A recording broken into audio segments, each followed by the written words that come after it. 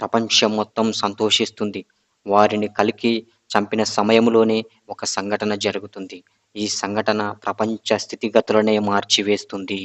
ప్రపంచ ప్రజలందరినీ బాధ నుండి విముక్తి చేశాడు కాబట్టి లూసిఫర్ అయిన కల్కినే నిజమైన దేవుడు అని ప్రపంచం ప్రజలందరూ నమ్ముతారు. ఇది అంతా గమనిస్తున్న ఇస్రాయేల్ అంటే యూదులు మీరు ఎవ్వరు ఏం మాట్లాడొద్దు. ఈయన ఎవరో కాదు. మేము ఎన్నో ఏళ్లుగా ఎదురు చూస్తున్న మెస్సయ్య యేసు ప్రభువు ఈయనే అని గుర్రం పైన క్రీస్తు విరోధిని ఊరేగిస్తూ సంబరాలు చేస్తూ లూసిఫర్ అయిన కల్కిని అప్పటికే కట్టి ఉంచిన మూడవ మందిరములో కూర్చోబెడతారు. ఇజ్రాయేలీయులు చేసే తప్పు ఇదే.